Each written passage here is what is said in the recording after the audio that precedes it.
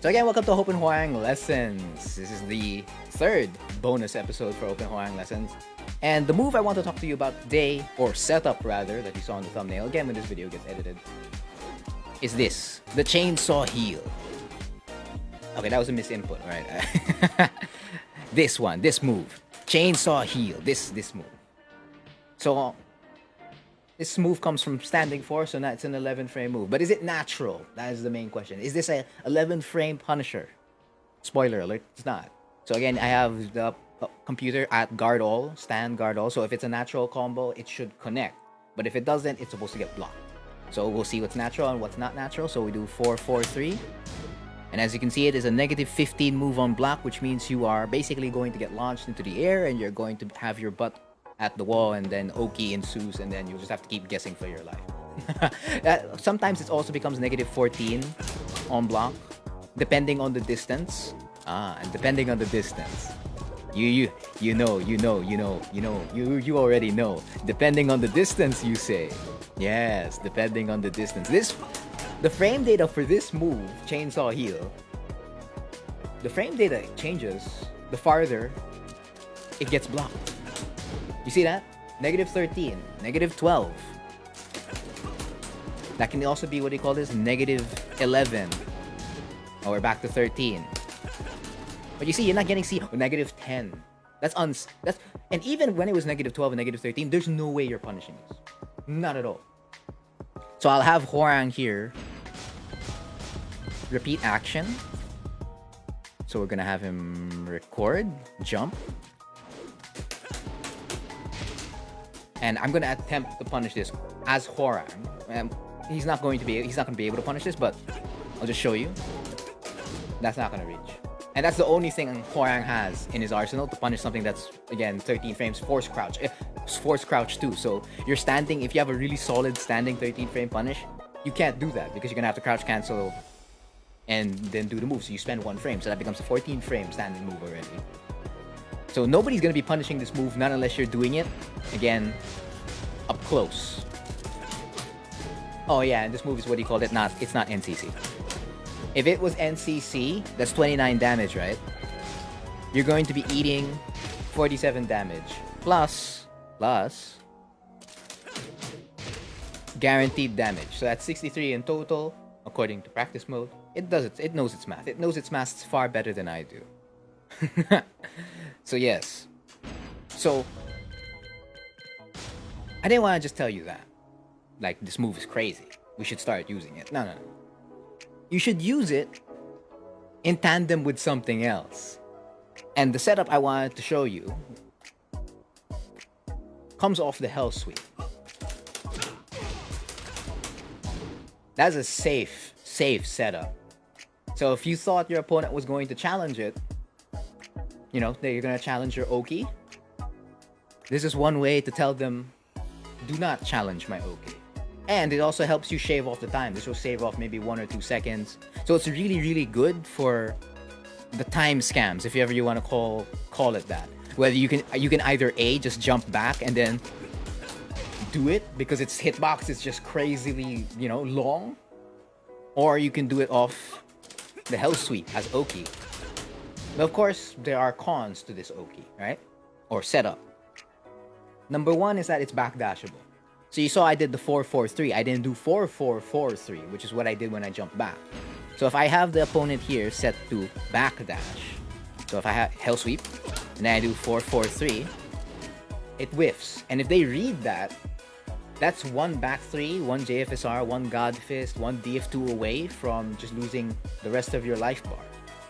So to counter this, what you do is, you do 4-4, you do the longer one. Well, not that one, that's a high. They nerfed that. That used to be mid. You do the longer one. But there's also another con to this. Because if you do that, and let's say they don't backdash, so if it's not punishable at a very far range, it's still, again, punishable at a very close range. So if you do that, that's in range for a couple of characters in the cast to punish that. And if not punish it properly, they can use the frames that they get. So again, Anna, FCDF2, 1, right? Julia, bow and arrow. Josie, FCDF4. Miguel, FCDF4. Again, the list goes on. That's how they'll be punishing the move. And you're gonna have to react to that. It's a whole 50-50 guess again. So this whole setup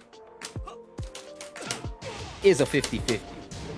So of course, yeah, you're seeing it's catching tech roll left, right? Here, if we change it to tech roll right, no problemo. Just like that, easy. And if I change that to quick recovery, oh yeah, let's also turn this off just for good measure. So just demonstrate all of the options, both for ground technique and wake up, just so that you get to see it.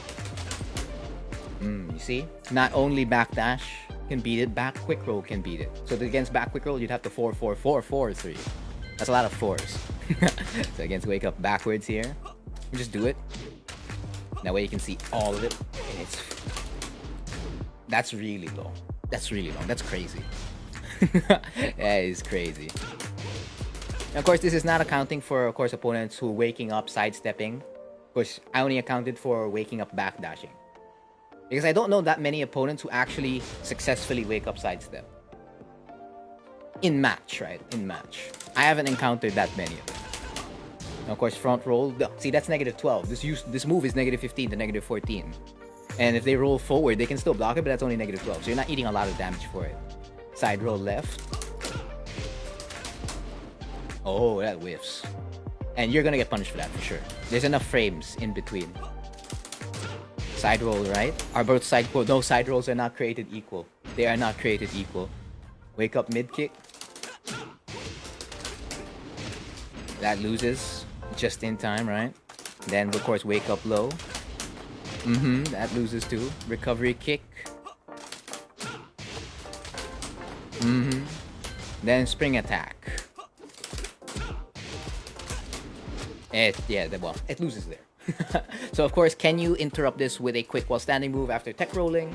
The answer to that, from when I was labbing it, of course, labbing it on stream is a completely different matter, was I remember no.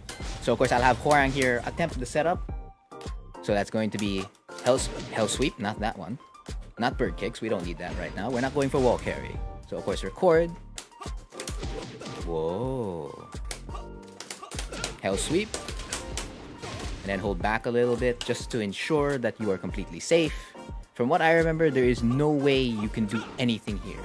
So I'm going to tech roll and I'm going to mash while standing 4-4. And that is a trade you do not want to be part of at all. So I'll tech roll towards the right. Oh, that was still left. The right. I need to press 3 for this. And that is still a trade. That is the fastest while standing move. Well, no, not the fastest while standing move. So I'll do the down jab now, right? Tech roll left, down jab, and again that's a solid punish. There's a blue indicator below this webcam overlay. So yes, you do not want to be interrupting this. Not at all. So it's very good again for moments when the HP's gap is far. Most especially if your opponent has rage. So of course we'll grab a character with a fast rage art just to demonstrate. We'll grab Jin here. He's got a I-13 rage art. Again, most fast rage arts in this game are I-13, and they're always typically a high. So I'm gonna turn on rage here, player rage, and then we're gonna have to re-record the Hwoarang setup. So go for the hell sweep, 4-4-3, and then of course we'll hold back a little bit. Replay. I'm gonna tech roll left, and then I'm gonna mash rage art. So the answer is yes. For a 13 frame rage art, the answer is yes, you can interrupt it. If we go for something slower, let's say something like the regular I-20 plus rage art, we'll have Heihachi here as our example. But it's still a risk that's worth taking. If you, as Hwoarang, if you have the life lead and your opponent's in rage, I do think it's a risk worth taking. Because at that point, you will be having rage or very close to rage, and then you can just rage drive your opponent and keep them locked in for like a couple of seconds, and then you won basically by time. So here it hits the opponent, so if their life was low enough, they're dead. If their life was low enough, they're dead. So again, do not use this setup if you have rage, right?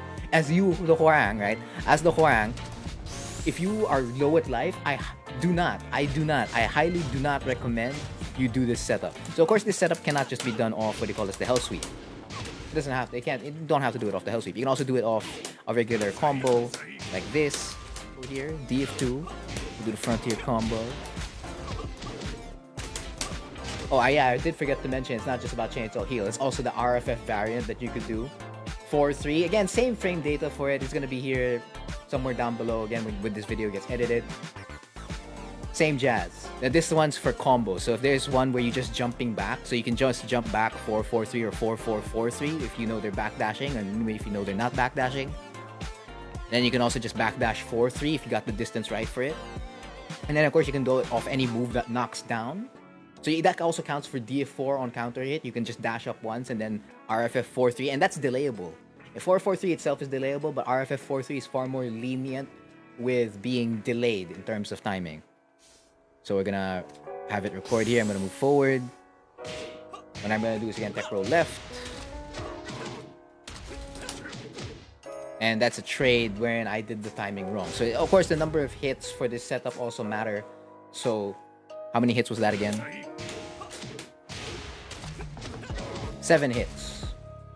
Does not make the cut. You have to do a little bit more, so let's look for that right now. DF2, F4 back 3. 1, 2, 3.